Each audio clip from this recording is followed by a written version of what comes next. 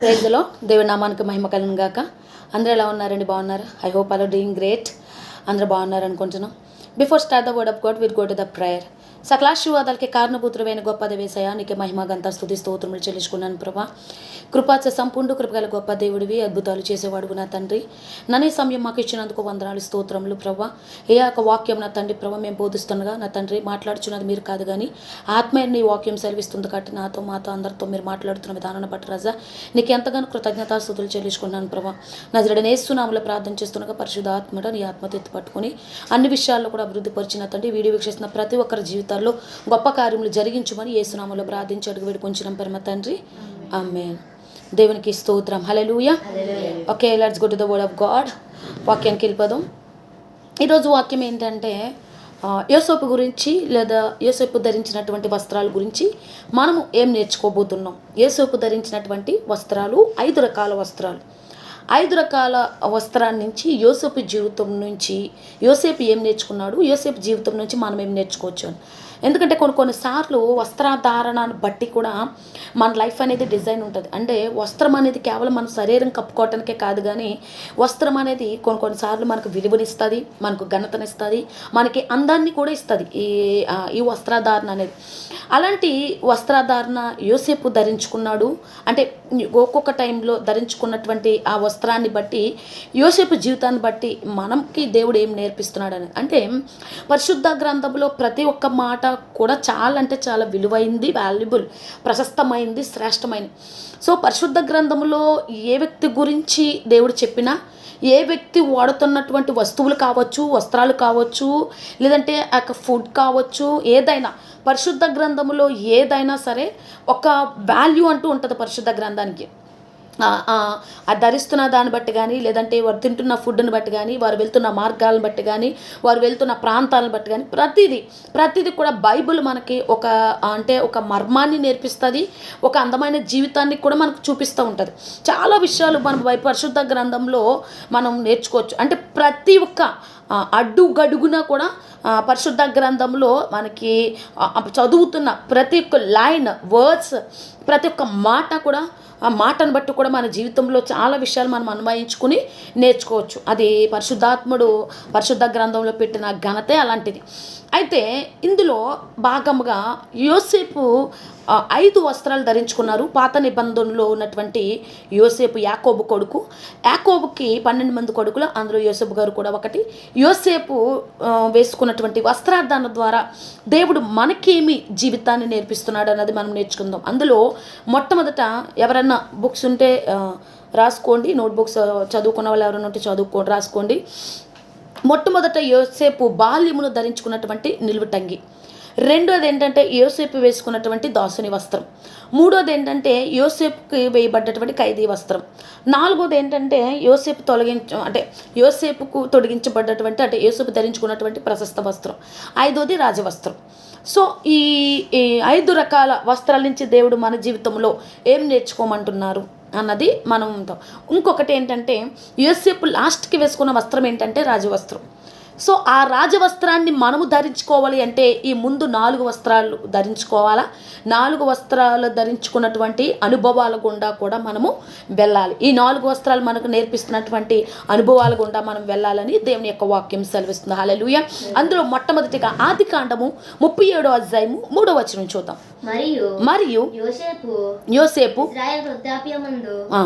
పుట్టిన కుమారుడు కనుక తన కుమారులందరికంటే ఎక్కువగా అతన్ని ప్రేమించి అతని కొరకు విచిత్రమైనటువంటి నిలువటంగి కుట్టించును. ఇక్కడ 37వ అధ్యాయము 2-3 వచనాల్లో మనం చూసినట్లయితే కనుక ఇక్కడ మాట్లాడుతున్నది ఏంటంటే, మరియు యోసేపు ఇజ్రాయేలు వృద్ధాప్యమందు పుట్టినటువంటి కుమారుడు. 3వ వచనంలో చూస్తే వృద్ధాప్యమందు పుట్టినటువంటి కుమారుడు కాబట్టి అతనికి ఒక ప్రత్యేకమైన ప్రేమతో అతన్ని యాకోబు ఎంతో ప్రేమించి, ఎవరిని? యోసేపుని ఎంతో ప్రేమించి నిలువుటంగి కుట్టించారని వాక్యం మనం చదువుతున్నప్పుడు కొన్నిసార్లు ఈ వాక్యం చదువుతున్నప్పుడు మనకు బాధ అనిపిస్తుంది. వృద్ధాప్యంలో పుడితే ఏముంది, ఫస్ట్ పుడితే ఏముంది, లాస్ట్ పుడితే ఏముంది, ఎప్పుడు పుడితే ఏముంది, పుట్టిన వాళ్ళందరూ కూడా కుమారులే కదా, పుట్టిన వాళ్ళందరూ కూడా కడుపును పుట్టిన బిడ్డలే కదా, అందరినీ కూడా ఒకే రకంగా చూడొచ్చు కదా అన్న ఆలోచన కూడా మనకి కలుగుతుంది. నేనైతే వాక్యం చదివినప్పుడు ఇదే అనుకున్నా, ఎందుకు యోసేపును ఈ యొక్క యాకోబు ప్రత్యేకంగా చూస్తున్నాడు, అలా చూడాల్సిన అవసరం ఏముంది, అలా చూడడం కరెక్ట్ కాదు కదా అని నాకు కొన్నిసార్లు అనిపించేది. అంత ఐ మీన్ ఎందుకు అంత పార్షాలిటీ ఎందుకు అనిపించింది. పార్షాలిటీ చూపించి ఎందుకు నిలువటంగి కుట్టించడం జరిగిందని కూడా నేను అనుకున్నా.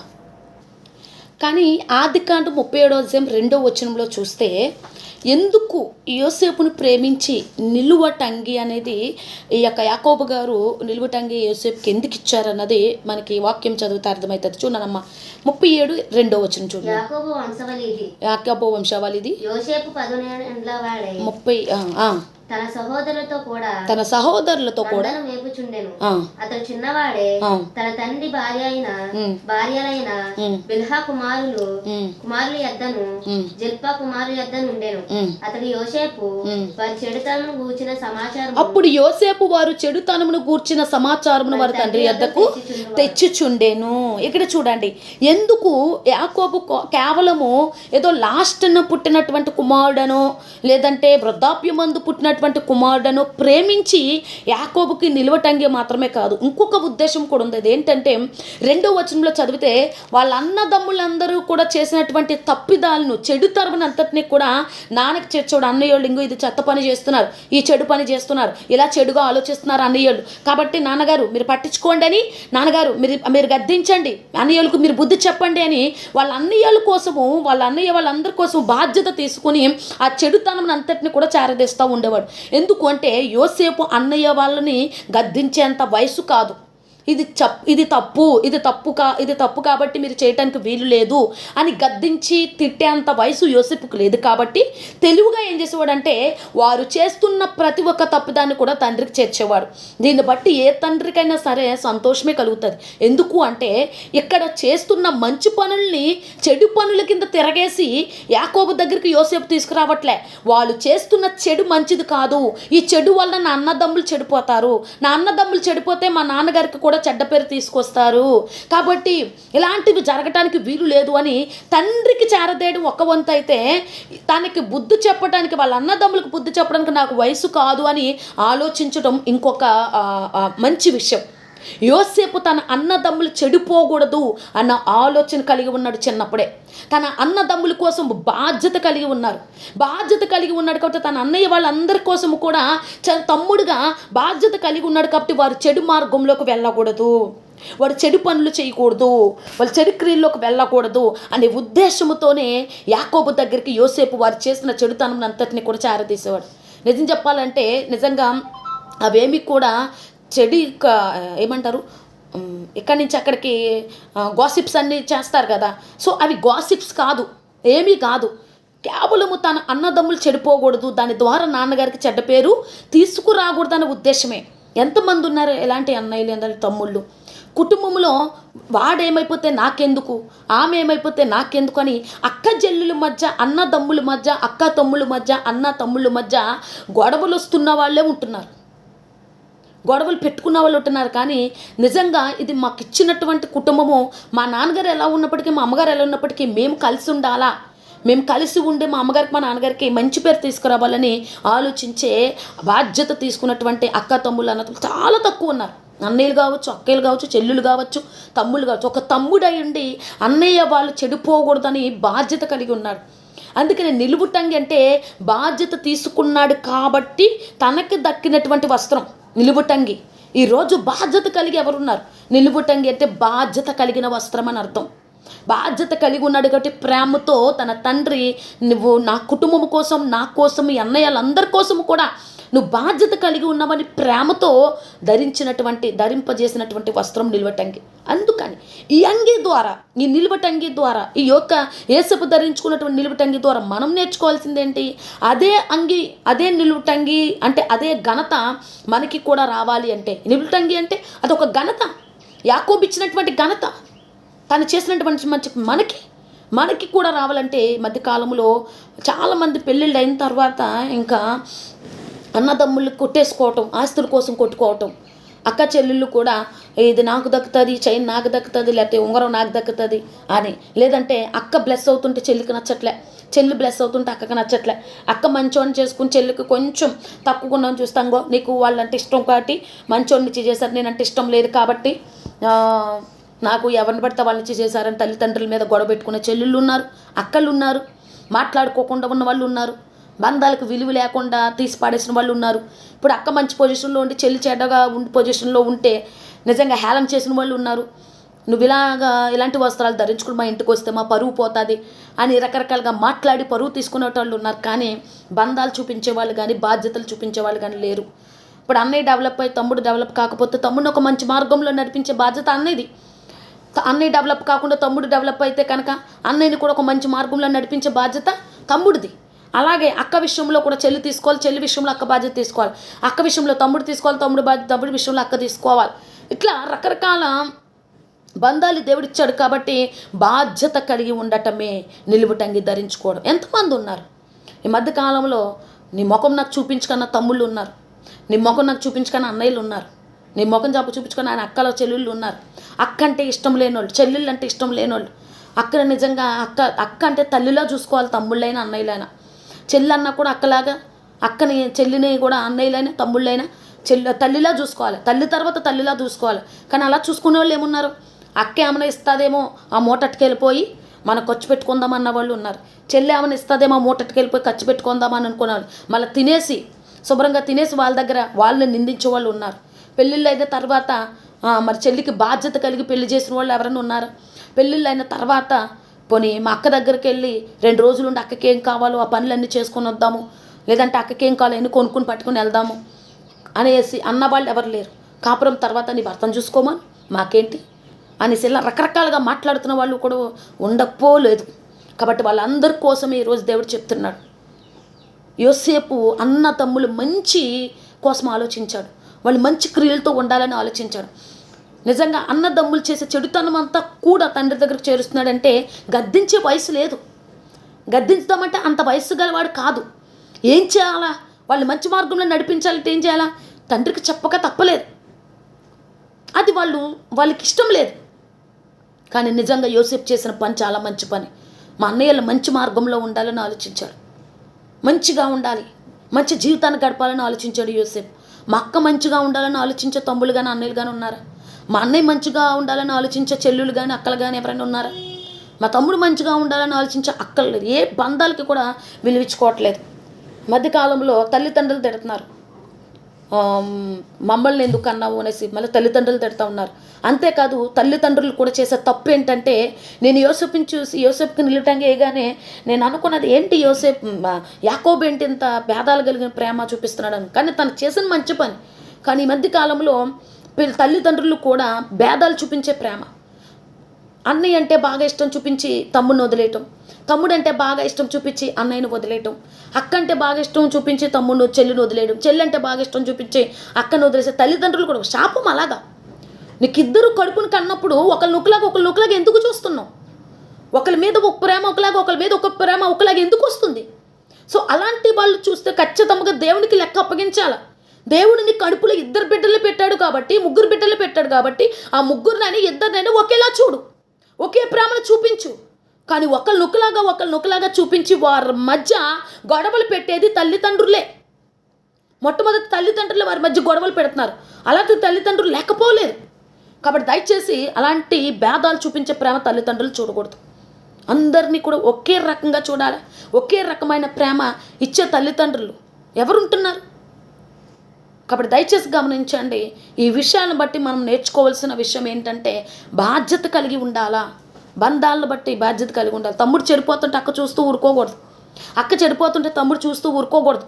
ఖచ్చితంగా వాళ్ళని బుద్ధి చెప్పేటువంటి మార్గం వాళ్ళకి చూపించాలి, మార్గంలో వారిని నడిపించాలి.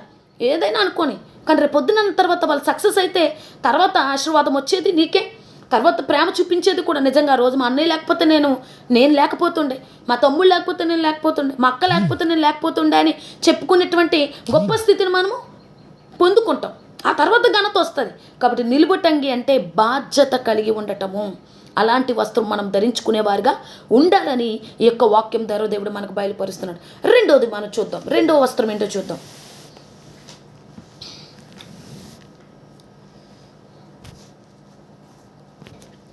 రెండో వస్త్రం చెప్పే ముందు చిన్న వాక్యం చూపిస్తా చూడండి. కీర్తనలు 37వ సంకీర్తన 23వ నుంచి ఉన్నాం. ఒకని నడత యెహోవా చేతనే స్థిరపరచబడును, వాని ప్రవర్తన అంతటిని చూచి ఆయన ఆనందించును. మన ప్రవర్తన చూచి దేవుడు ఆనందిస్తాడంట. కాబట్టి ఆమె ఏమైపోతే నాకెందుకులే అనేటట్లు ఉండకూడదు. వాడు ఏమైపోతే నాకెందుకులే అంటూ మంచి ప్రవర్తన లేకపోతే అక్కగా, చెల్లిగా, తమ్ముడుగా, అన్నయ్యగా మనము ఆ ప్రవర్తనని సరిదిద్దేవారుగా ఉండాలని దేవుని యొక్క వాక్యం సెలవిస్తుంది. రెండో వస్త్రానికి వెళ్ళిపోదాం. యోసేపు వేసుకున్నటువంటి దాసుని వస్త్రం చూడనమ్మా.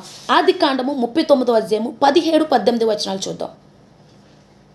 అప్పుడు ఆమె తన భర్తతో ఈ మాటలు చెప్పాను, నీవు మన యొద్దకు తెచ్చిన ఆ ఎబ్రి దాసుడు నన్ను ఎగతాళి చేయుటకు నా యొద్దకు వచ్చాను.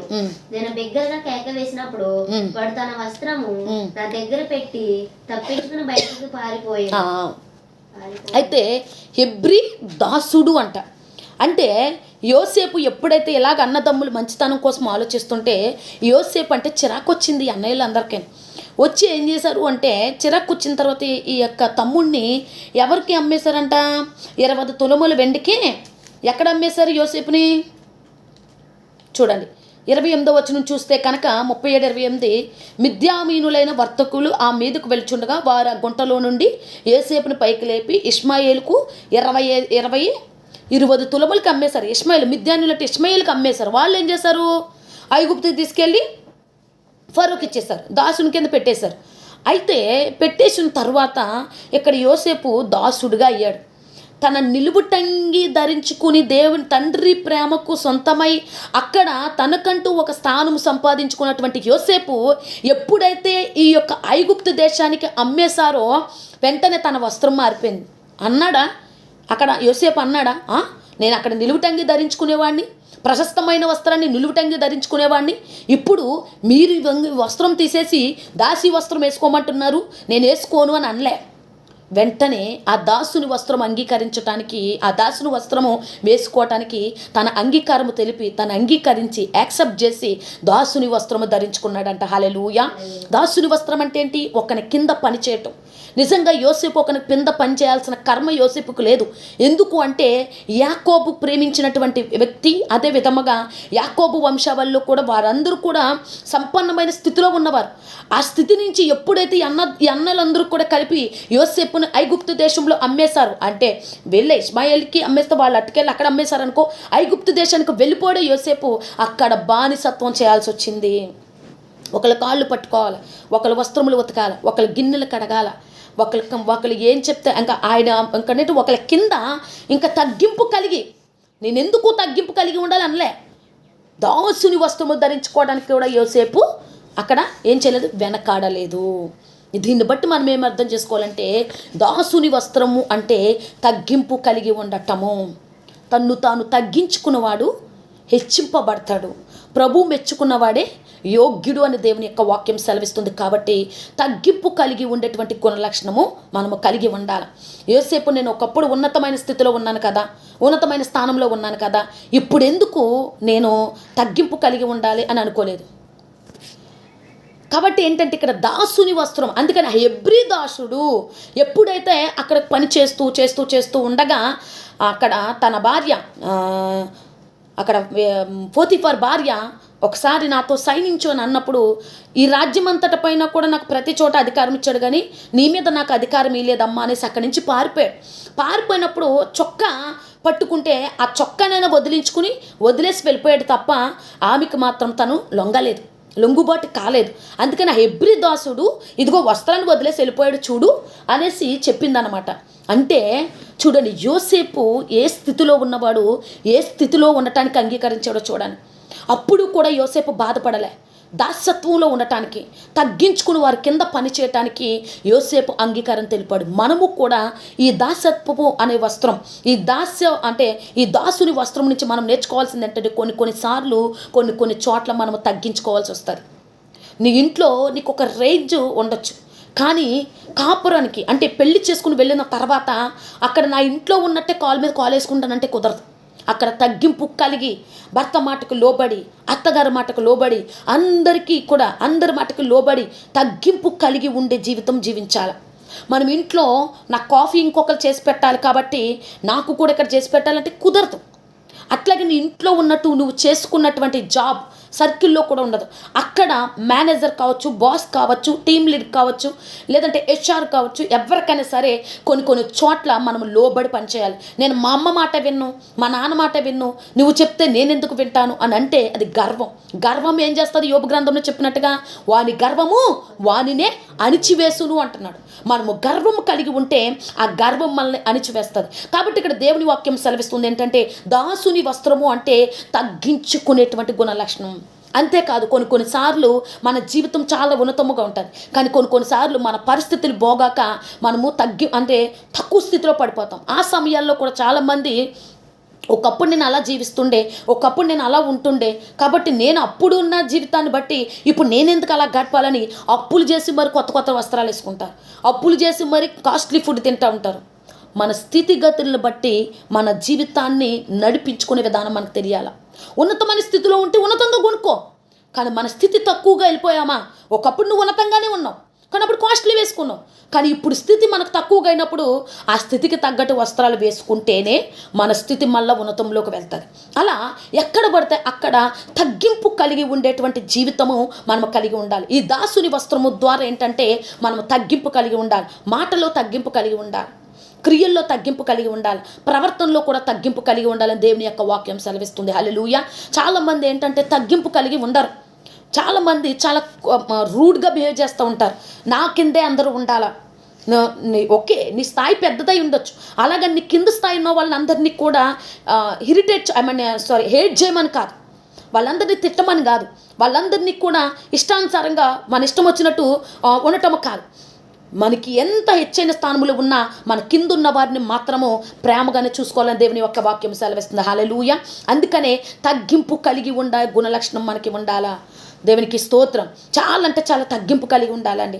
మాటలో కొంతమంది చాలా రూడ్గా బిహేవియర్ కానీ లేదా మాట్లాడే విధానం కానీ చాలామంది కరెక్ట్గా మాట్లాడరు. ఎంత హార్ష్గా మాట్లాడతారు అంటే వాళ్ళు మాట్లాడుతూ ఉన్నప్పుడు వారి మాటల ద్వారా చనిపోతే బాగుంది అనిపించేస్తుంది. అలాంటి క్రూయల్ వర్డ్స్ బిహేవ్ చేయటం, కొంతమంది అయితే చూడగానే ముఖం తిప్పేసుకుంటూ ఉంటారు. సో ఇలాంటి ప్రవర్తన దేవుడికి నచ్చదు. తగ్గింపు కలిగి ఉంటేనే దేవుడికి నచ్చుతుంది. అందుకనే ఇక్కడ అన్నాడు దాసుని వస్త్రం ధరించుకున్నాడు. యోసేపు లాస్ట్లో రాజవస్త్రం ధరించుకున్నాడు. ఆ రాజవస్త్రం ధరించుకోవాలంటే ఇన్ని వస్త్రాలు గుండా వెళ్ళాడు, బాధ్యత కలిగి ఉన్నాడు, తర్వాత తగ్గింపు కలిగి ఉండేటువంటి జీవితము అనుభవించాడు. హల్లెలూయా. అలా కొన్నిసార్లు కొన్ని చోట్ల మనము తగ్గించుకోవాల్సి వస్తుంది. నేను తగ్గించుకోను అంటే కుదరదు, నేను తగ్గించుకోను, నా వల్ల కాదు, నేను ఎందుకు తగ్గించుకోవాలి అనేటువంటి గుణలక్షణం మనకి ఎప్పుడు ఉండకూడదు. తగ్గించుకోవాలా, తగ్గించుకుని మాట్లాడాలా, మన మాటలో తగ్గింపు ఉండాలి, మన చూపులో తగ్గింపు ఉండాలి, మన క్రియల్లో తగ్గింపు ఉండాలి. కొంతమంది ఏంటంటే మన ముందర ఎవరైనా చుట్టాలు వచ్చినప్పుడు కాలు మీద కాలు వేసుకుని, చుట్టాలు వచ్చినా సరే పలకరించారు, కాలు మీద కాలు వేసుకుని ఊపుకుంటా మొబైల్ చూసుకుంటూ ఉంటారు. అంటే వాళ్ళు వస్తే నాకేంటి అన్నట్టు. సో ఇలాంటి బిహేవియర్ అస్సలు కరెక్ట్ కాదు. నీ స్థాయి ఎక్కువగానే ఉండొచ్చు, నీకు వస్తున్న చుట్టాలు లోయర్ పొజిషనే కావచ్చు, కానీ వాళ్ళు ఎదురుగుండా మనము తగ్గించుకొని వచ్చిన వాళ్ళని మంచిగా చూసుకుని గుణలక్షణం ఉండాలి. ఎందుకంటే వాళ్ళ బళ్ళు వాళ్ళైతాయి. కాబట్టి మనం ఎప్పుడు తక్కువ స్థాయిలో ఉన్న వాళ్ళు తక్కువ స్థాయిలోనే ఉండిపోతారని అనుకోకూడదు. ఏదో ఒక టైంలో వారిని కూడా దేవుడు లేపుతాడు. ఏమో అప్పుడు నీ స్థాయి కన్నా వాళ్ళ స్థాయి పెద్దగా ఉండి నీ స్థాయి ఇంకా కిందకు పడిపోవచ్చు. అప్పుడు తగ్గించుకున్నాం అనుకో, మనం కింద పడిపోతే వాళ్ళ ద్వారా దేవుడు సహకారం అందిస్తాడు. లేదు అనుకో, కింద పడిపోతా కిందే ఉండిపోతాం మనం. కాబట్టి ఏంటంటే ఈ యొక్క దాసుని వస్త్రము ధరించుకోవడం అంటే దాసుని వస్త్రంలో మనము ఏంటంటే తగ్గింపు కలిగి ఉండటం. ఎక్కడ ఉన్నా సరే ఏం చేయాలా? తగ్గింపు కలిగినటువంటి మాట మనం మాట్లాడాలి, తగ్గింపు కలిగినటువంటి గుణలక్షణం మనకు ఉండాలి. తగ్గింపు క్రియలు, మన క్రియలు కూడా చాలా తగ్గింపుతో కూడినటువంటి క్రియలు ఉంటే ఖచ్చితంగా మన జీవితాన్ని ఒక ఉన్నతమైన పొజిషన్లో చూడగలుగుతామని దేవుడు మాట్లాడుతున్నారు. హల్లెలూయా. అందుకని ఏంటంటే రెండో వస్త్రం ఏంటంట? తగ్గింపు కలిగినటువంటి వస్త్రం. మూడో వస్త్రం ఏంటో చూద్దాం. ఆదికాండము 39వ అధ్యాయము చూడండి తల్లి. ఆదికాండము 39వ అధ్యాయము 10 నుంచి 10 వచనం చదువునాను. దినదినము ఆమె యోసేపుతో మాట్లాడుచుండెను గాని అతడు ఆమెతో శయనించుటకైనను ఆమెతో నుండుటకైనను ఆమె మాట విన్నవాడు కాడు. అట్లుండగా ఒకనాడు అతడు తన పని మీద ఇంటి లోపలికి వెళ్ళినప్పుడు ఇంటి మనుషులు ఎవరు అక్కడ లేరు. అప్పుడు ఆమె అతని వస్త్రం పట్టుకుని అతనితో శయనింపమని చెప్పగా అతడు తన వస్త్రం, ఆ తర్వాత ఆయన దాసి వస్త్రం ధరించుకోవడం అయింది. ఆ దాసి వస్త్రంలోనే వస్త్రం వదిలేసి వెళ్ళిపోవడం అయింది. ఆ తర్వాత ఏం జరిగింది అంటే తప్పు చేశాడు అని తెలియకానే 20వ వచనం చదువునాను. అతన్ని పట్టుకుని రాజు ఖైదీలు బంధింపబడి చెరసాలలో వేయించును. అతడక్కడ చెరసాలలో ఉండేను. అయితే దాసుని వస్త్రం నుంచి ఏ వస్త్రానికి వచ్చేసాడు ఇతను? ఖైదీ వస్త్రానికి వచ్చేసాడు. మళ్ళీ చూడండి ఎన్ని వస్త్రాల్లో ఎన్ని మర్మాలు గుండా శ్రమల గుండా వెళ్తున్నాడు దాసు. అప్పటి వరకు వారి కింద ఏం చేశాడు అతను? మొత్తం అంతా ఉడుగం చేశాక మళ్ళా ఏం చేశారు? వాళ్ళ భార్య మాట నమ్మి ఈయన ఏం చేశాడు? చెరసాల్లో వేయించేశాడు. చెరసాల్లో వేయించేసిన తర్వాత వాళ్ళకి ఏమైనా మంచి మంచి వస్త్రాలు వేస్తారా? ఖైదీ వస్త్రాలు వేస్తారు. ఎప్పుడైనా సరే జైల్లోకి వెళ్ళి ఎక్కువ సంవత్సరాలు ఉంటే, మామూలుగా 1-2 రోజుల్లో ఉన్న వాళ్ళు అయితే పర్లేదు, కానీ ఎక్కువ సంవత్సరాలు ఉంటే ఖచ్చితంగా వాళ్ళ వస్త్రం మారిపోతుంది. వస్త్రం మారిపోయి ఖైదీ వస్త్రాలు వేయించారు. ఆ ఖైదీ వస్త్రాలకు మళ్ళీ నెంబర్లు కూడా వేస్తారు. చూడండి, యోసేపు నిలువుటంగ నుంచి దాస్యపు వస్త్రం నుంచి ఖైదీ వస్త్రానికి వచ్చేసాడు. ఆ ఖైదీ వస్త్రంలో కూడా మీరెందుకు నాకు ఖైదీ వస్త్రం వేస్తున్నారు? నేనేం తప్పు చేశాను? నిజంగా అక్కడ యోసేపు తప్పు చేయలేదు, కానీ నిలదీశాడా? నేనే తప్పు చేయలేదు, నాకెందుకు ఖైదీ వస్త్రం వేస్తున్నారు? ఎందుకంటే నిలదీసిన వాళ్ళ మాట వినరని యోసేపుకి తెలుసు. నిలదీశాడా? నిలదీయకుండా వాళ్ళు ఇచ్చినటువంటి వస్త్రాన్ని ధరించుకుని చెరసాల్లోకి వెళ్ళిపోయాడు. కొన్నిసార్లు మనము చేసిన తప్పిదాన్ని బట్టి మనకు శ్రమలు వస్తాయి. కొన్నిసార్లు మనము తప్పు చేయకుండానే శ్రమలు వస్తాయి. అయితే ఎలాంటి శ్రమనైనా సరే మనము అంగీకరించేవారుగా ఉండాలి. శ్రమల గుండా వెళ్లకుండా నాకు శ్రమలు రాకూడదు, నేను శ్రమల్లో ఉండను, నేను సంతోషంలోనే ఉండాలి, నేను ఎల్లప్పుడూ ఆనందంలోనే ఉండాలి, నేను ఎల్లప్పుడూ ఆరోగ్యంతోనే ఉండాలి అంటే కుదరదు. Compulsory if you want the blessing from our Lord, you will go to the problems, you will go through all the problems. అన్ని ప్రాబ్లమ్స్ గుండా మనం వెళ్ళాలి. అందుకని ఏంటంటే శ్రమ లేకుండా ఆశీర్వాదం అనేది మన జీవితంలో అడుగు పెట్టదు. కాబట్టి ఇక్కడ యోసేపు ఖైదీ కింద వెళ్ళిన తర్వాత, అక్కడ నిజంగా ఖైదీ కింద వెళ్తే మళ్ళీ అక్కడ ఏమైనా ఉంచుతారో? బోల్డ్ అని శ్రమలు పెడతారు. బండ్ల కొట్టించుడు, అది కొట్టించుడు, ఇది చేయించుడు, ఇవన్నీ చేపిస్తూనే ఉంటారు. అలాగా యోసేపు ఖైదీలో ఉండి, చెరసాల్లో ఉండి, ఖైదీ వస్త్రము ధరించుకొని నిజంగా చాలా అంటే చాలా బాధలు నిజంగానే అనుభవించాడు. కాకపోతే ఆ శ్రమలన్నిటి గుండా వెళ్తూ ఉన్నప్పుడు నా దేవుడు నాతో ఉన్నాడని అనుకున్నాడు తప్ప ఏ రోజు దేవుడిని నిలదలేదు. ప్రభా, వాళ్ళకైతే తెలీదు, నీకు తెలీదా నేను తప్పు చేయలేదని? నీకు తెలీదా? నీకు తెలిసినప్పుడు నన్ను ఎందుకు చెరసాల్లో వేయించావు అని ఒక్క క్వశ్చన్ కూడా వేయలేదు యోసేపు. ఈ శ్రమ గుండా నేను వెళ్తున్నానంటే ఈ శ్రమ నుంచి తప్పించేవాడు కూడా నా దేవుడు శ్రమ నుండి ఈ శ్రమ పెట్టాడంటే ఖచ్చితంగా ఈ శ్రమ నుంచి కూడా నా దేవుడు తప్పిస్తాడు. ఈ శ్రమ నుంచి తప్పించేవాడు నా దేవుడే అని అనుకుని ఆ శ్రమల గుండా వెళ్ళడానికి ఇష్టపడ్డాడు. కాబట్టి మధ్యకాలంలో చాలామంది ఏంటంటే శ్రమ లేకుండా సేవ చేసేయాలి, శ్రమ లేకుండానే జీవితం నడిచిపోవాలి, శ్రమ లేకుండానే ఉండాలి. ఈ మధ్యలో కాలంలో పెళ్లి చేసుకుంటుంటే అక్కడ ఏ పని చేయకుండా ఉంటామా? పని ఏం చేయకుండా అయితేనే నేను పెళ్లి చేసుకుంటా, అన్నీ నాకు చేసి పెట్టే ఫలం అయితేనే నేను పెళ్లి చేసుకుంటా అని రకరకాల మాటలు మాట్లాడే వాళ్ళు కూడా ఉన్నారు. చాలామంది ఏంటంటే శ్రమ పడకుండానే పాస్ అయిపోవాలి, శ్రమ పడకుండానే ఉద్యోగం వచ్చేయాలి, శ్రమ పడకుండానే శాలరీ వచ్చేయాలి. ఎలా వచ్చేస్తుంది? శ్రమ గుండా వెళ్తేనే ఏదైనా సరే మనకు ఆశీర్వాదం వస్తుంది. చూడండి, కొరింథీయులకు రాసినటువంటి 2వ పత్రిక 11వ అధ్యాయం 23 నుంచి 33 వచనాలు చూడండమ్మా. వారు క్రీస్తు పరిచారకులారా, వెర్రివాని వల్ల మాట్లాడుచున్నాను, నేను మరి ఎక్కువ క్రీస్తు పరిచారకుడను, మరి వేషంగా. చదువమ్మా.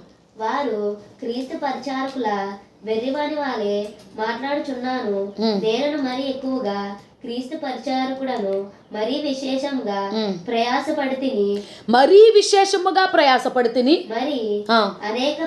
అనేక పర్యాయములు చెరసాల్లో ఉంటిని, అపరిమితముగా దెబ్బలు తింటిని, అనేక మార్లు ప్రాణాపాయంలో ఉంటిని, యూదుల చేత 5 మార్లు ఒకటి తక్కువ 40 దెబ్బలు తింటిని, ముమ్మారు బెత్తములతో కట్టబడితిని, ఒకసారి రాళ్లతో కొట్టబడితిని, ముమ్మారు ఓడ పగిలి శ్రమ పడితిని, ఒక రాత్రింబగళ్ళు సముద్రంలో గడిపితిని, అనేక పర్యాయములు ప్రయాణములోను నదుల వలనైనను ఆపదలలోను దొంగల వలనైనను ఆపదలలోను దొంగల వలన కలిగిన ఆపదలలోనైనను నదుల వలన కలిగినటువంటి ఆపదలలోనైనను నా స్వజనుల వలనైనను ఆపదలలోనైనను అన్యజనుల వలనైనా ఆపదలలోనైనను పట్టణములో ఆపదలైనను అరణ్యములో ఆపదలైనను సముద్రంలో ఆపదలైనను కపట సహోదరు వలన ఆపదలలోనైనను ఉంటిని. ప్రయాసతోను కష్టముతోను తరచుగా జాగృతతో ఆకలి దప్పులతోను తరచుగా ఉపవాసంతోను చలితోను దిగంబరత్వంతోను ఉంటిని. ఇంకా నువ్వు చెప్పవలసిన అనేకాలు ఉన్నాయి. ఎన్ని శ్రమలు గుండె వెళ్ళారో చూడండి అపోస్తలుడైన పౌలు. అలాగని దేవుడు అబద్ధం అన్నాడా? అలాగని దేవుని యొక్క పరిచర్య చేయనన్నాడా? దేవుని యొక్క పరిచర్య చేశాడు. కాబట్టి ఇక్కడ ఖైదీ వస్త్రం ప్రతి ఒక్క విశ్వాసం వేసుకోవాలి. ప్రతి ఒక్కరు కూడా శ్రమ గుండా వెళ్ళాల్సిందే. నాకు శ్రమ వద్దు, నేను శ్రమ గుండా వెళ్ళను అని అంటే కుదరదు. ఖచ్చితంగా శ్రమల గుండా వెళ్ళినప్పుడే గొప్ప ఆశీర్వాదం అనేది వస్తుంది. చాలామంది అనుకుంటారు, నాకు ఆశీర్వాదం ఏం అక్కర్లొద్దు, నేను శ్రమ గుండా వెళ్ళను, శ్రమ గుండా వెళ్తేనే ఆశీర్వాదం వస్తుంది అంటున్నారు కాబట్టి నేను శ్రమ గుండా వెళ్ళను, నాకు ఆశీర్వాదం వద్దని. అసలు ఆశీర్వాదమే లేకపోతే భూమి మీద శ్రమే ఉంటుంది. శ్రమ గుండా వెళ్ళటానికి అంగీకరించామనుకో, కొంతవరకు ఉండి తర్వాత ఆశీర్వాదం వస్తుంది. కాబట్టి ఏంటంటే యోసేపు అనేక శ్రమల గుండా వెళ్ళాడు, ఖైదీ వస్త్రము ధరించుకున్నాడు. అపోస్తలుడైన పౌలు ఖైదీ వస్త్రము ధరించుకున్నాడు. ఇలా దావీదు ఖైదీ వస్త్రము ధరించుకున్నాడు. ఇలా బైబిల్ గ్రంథంలో చాలామంది ఖైదీ అనబడినటువంటి శ్రమల వస్త్రం ధరించుకున్నారు. ఈరోజు ఖైదీ వస్త్రం అంటే శ్రమల వస్త్రం ధరించుకోవటం. ఆ శ్రమల గుండా మనం వెళ్ళేవారుగా ఉంటేనే తర్వాత యోసేపు ధరించుకున్నటువంటి రాజవస్త్రం యోసేపుకి దక్కినట్లుగా మనకి కూడా రాజవస్త్రము అంటే ఏంటంటే ఏలుబడి చేసేవారుగా ఉంటాం. శ్రమను ఏలుబడి చేసేవారుగా మనం ఉంటామని దేవుని యొక్క వాక్యం సెలవిస్తుంది. ఎప్పుడైతే శ్రమల గుండా వెళ్తామో ఆ శ్రమల తర్వాత వచ్చేది ఏంటంటే ఆశీర్వాదమే. ఎప్పుడైతే శ్రమలు నిన్నేలేవారుగా ఉంటున్నాయో అయినను కూడా శ్రమలు నిన్నేళ్తున్నాయా అయినా నువ్వు కూడా దేవుడి మీద భారం పెట్టుకుని నీ యొక్క ప్రతి శ్రమ గుండా వెళ్తున్నావా? అయినా నువ్వు దేవుని విడిచిపెట్టట్లేదా? నీ యొక్క ప్రతి కష్టం గుండా వెళ్తున్నావా? అయినా నువ్వు దేవుని విడిచిపెట్టలేదా? ఎన్నో మార్లు కన్నీరు విడిచావా? ఎన్నో మార్లు ఆపదల్లో పడ్డావా? ఎన్నో మార్లు వేదన పడ్డావా? ఎన్నో మార్లు తిండి లేకుండా ఉన్నావా? ఎన్నో మార్లు భర్త చేత, కుటుంబం చేత, తల్లి చేత, తండ్రి చేత, కొడుకు చేత, ఇలా ఎన్నో మార్లు అనేక మంది చేత అవమానాలు భరించావా? అయినా నువ్వు కూడా దేవుణ్ణి విడిచిపెట్టకుండా ఆ శ్రమ అనే ఖైదీ వస్త్రము ధరించుకుని ఇంకా ముందుకు వెళ్తే తర్వాత నువ్వు ధరించుకోవాల్సిన వస్త్రం ఏంటో తెలుసా? ప్రశస్త వస్త్రము దేవునికి ఇవ్వబోతున్నాడు. హల్లెలూయా. 4వ వస్త్రం ఏంటండి? ప్రశస్త వస్త్రం. ప్రశస్త వస్త్రము అంటే ఏంటంటే అప్పటి వరకు కూడా శ్రమలు నిన్నేల్ని ఆ తర్వాత నుంచి చూద్దాం. ఆదికాండము 41వ అధ్యాయము 14 నుంచి చదవం. ఫరో యోసేపును పిలువనప్పించెను, కాబట్టి చెరసాల నుండి అతని త్వరగా రప్పించి జైల్లో వేసింది ఎవరు? ఫరో. అవునా కదా? యోసేపును జైల్లో వేసింది ఎవరు? ఫరో. జైలు నుంచి పిలిపించింది ఎవరు? ఫరో. అవునా కదా? జైల్లో వేసింది ఫరో, కష్టాల్లో పెట్టింది ఫరో. ఆ మళ్ళా ఫరో ఏ ఫరో అయితే ఇప్పుడు ఏ ఫరో అయితే జైల్లో వేసే ఆ యోసేపుని కష్టాల్లో పెట్టి కష్టాలు శ్రమలు అనే ఖైదీ వస్త్రం వేశాడో అదే ఫరో మళ్ళా ఆ ఖైదీ వస్త్రం తొలగించడానికి వచ్చాడు. హల్లెలూయా. అంటే ఫరోకి ఎవరు అవసరం వచ్చింది? యోసేపు అవసరం వచ్చింది. కలగన్నాడు. ఆ కళకి అర్థభావం చెప్పేది ఫరో యోసేపు అని తెలుసుకుని వెంటనే యోసేపును ఆ యొక్క జైల్లోంచి పిలిపించాడు. కష్టం పెట్టింది ఎవరు? ఫరో. మళ్ళా ఈ కష్టం పెట్టింది ఫరోనే యోసేపుని. కానీ మళ్ళా ఈ కష్టం అంటే ఫరో అంటే కష్టం పెట్టింది యోసేపుకి ఫరోనైతే మళ్ళా యోసేపు అవసరమే ఈ ఫరో తీసుకున్నాడు. ఫరో ప్లేస్లో మనం కష్టం అని పేరు పెట్టినట్లయితే ఈరోజు నిన్ను కష్టం పెట్టింది రేపొద్దున ఆ కష్టానికి నువ్వు అవసరంగా మారబోతున్నావు. ఫరోకి యోసేపు అవసరంగా మారాడు. ఫరో యోసేపుని అనేక రకాల కష్టాలు పెట్టాడు. జైల్లో వేసి ఖైదీ వస్త్రము ధరించి అనేక రకమైన కష్టాలు పెట్టాడు. సింహాలను పంపించడం, వీళ్ళని పంపించడం, మాది చేయటం ఇది సారీ అది దానియేలు కదా, క్షమించాలి. అయితే ఇలాగా మీరు అంటే రాళ్ళు కొట్టించడం, ఈ కొట్టించడం, ఇంకా జైల్లో ఉంటే ఏదో ఒకటి కష్టాలు పెట్టిస్తూనే ఉంటాడు. అలాగే పెట్టించాడు. కానీ ఏ కష్టమైతే పెట్టించాడో, ఎవరైతే కష్టం పెట్టించారో వారికే యోసేపు అవసరం వచ్చింది. హల్లెలూయా. అట్లాగే ఈరోజు ఆకలి నిన్ను కష్టం పెడుతుందా, లేదంటే దరిద్రం నిన్ను కష్టం పెడుతుందా, అనారోగ్యం నిన్ను కష్టపెడుతుందా, ఏ విషయాల్లో అయితే నువ్వు కష్టపడుతున్నావో ఈ కష్టాలన్నిటికీ, ఈ శ్రమలన్నిటికీ నీవే అవసరంగా మారబోతున్నావు. ఫరోకి ఎలాగైతే యోసేపు అవసరముగా మారాడో అలాగే నీవు కూడా నిన్ను ఇబ్బంది పెడుతున్న శ్రమకి నీవు అవసరంగా మార్చబడటమే, నీవు అవసరంగా ఉండటమే నీవు ప్రశస్త వస్త్రము ధరించుకోవటం. చెప్పలు కూడా దేవుని నామమున గానపడదాం. హల్లెలూయా. అప్పుడు వెంటనే పిలవగానే అక్కడ ఏం చేశాడో చూద్దాం. చూడండి అమ్మ, చదవండి. అక్కడ పిలవగానే ఏం చేశాడు? ఆదికాండం చదవండి 41:14 నుంచి.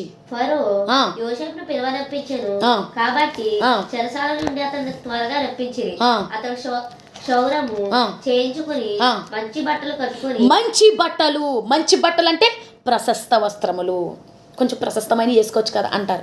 మంచి బట్టలు అంటే ఖైదీ వస్త్రం తొలగించేశాడా లేదా అంటే, ఈరోజు ఖైదీ వస్త్రం అనబడిన ఏ శ్రమనైతే నువ్వు ధరించుకుని వెళ్తున్నావో, ఏ శ్రమ గుండా వెళ్తున్నావో, ఏ అనారోగ్యం గుండా వెళ్తున్నావో, ఏ అప్పులు గుండా వెళ్తున్నావో, ఏ అవమానాలు గుండా వెళ్తున్నావో, ఏ నిద్ర లేని తనకు వెళ్తున్నావో, ఏ డబ్బులు లేకుండా, ఏ ఆకలితో, ఏ బాధలు, ఏ వేదనలు గుండా వెళ్తున్నావో, ఇక్కడ ఖైదీ వస్త్రము ఫరోకి తొలగించబడి, ఖైదీ వస్త్రము యోసేపు తొలగించుకుని ఎలాగైతే మంచి వస్త్రము ధరించుకున్నాడో, ఎలాగైతే మంచి వస్త్రము ధరించుకుని మళ్ళీ కష్టం పెట్టిన వాడికే యోసేపు ఎలాగైతే అవసరముగా మారాడో, ఈరోజు నీ శ్రమల తర్వాత నువ్వు ధరించుకుపోయే వస్త్రం ఏంటో తెలుసా?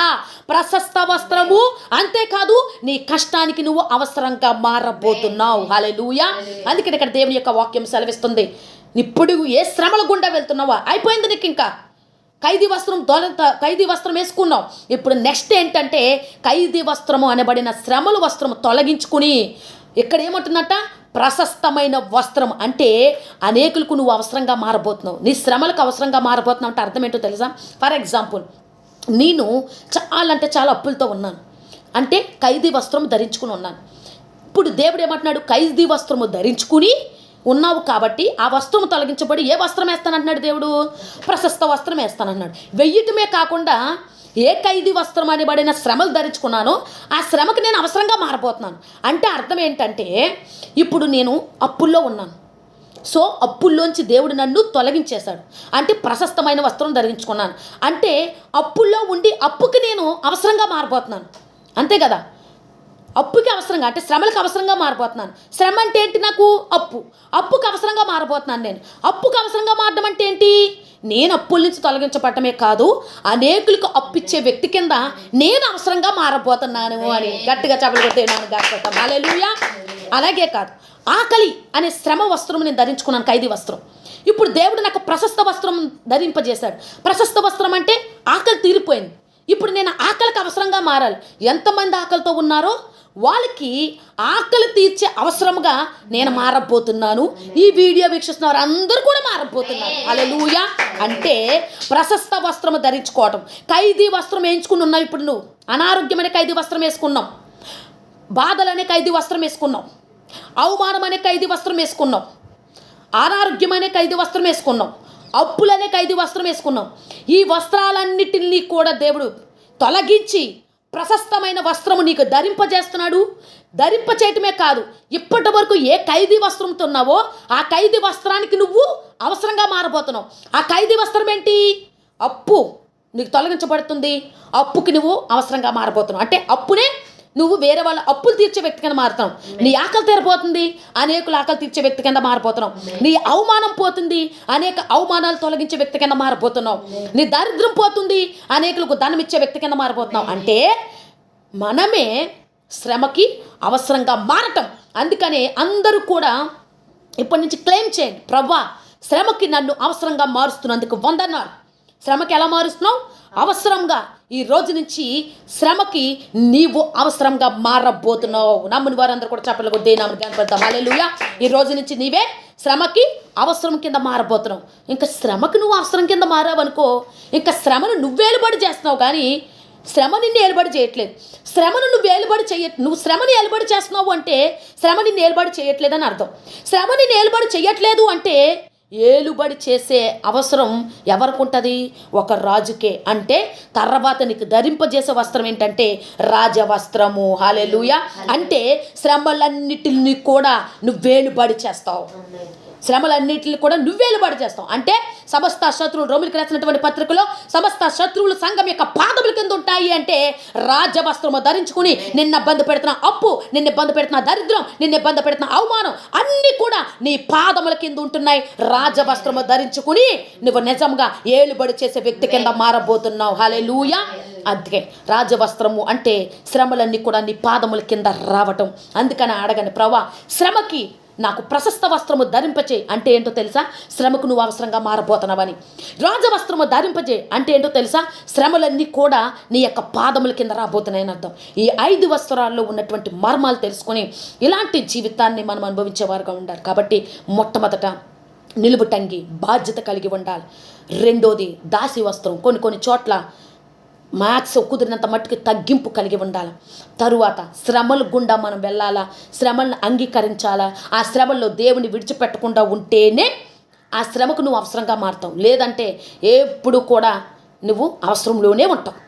అవసరంగా మారు, అవసరంలోనే ఉంటావు. కాబట్టి నువ్వు శ్రమకి నీవే అవసరంగా మారాలి అంటే ఈరోజు నువ్వు ఖైదీ అనేబడిన శ్రమల గుండా వెళ్ళటము చాలా అంటే చాలా శ్రేష్టమైనది అని అర్థం, ప్రశస్తమైనది అని అర్థం.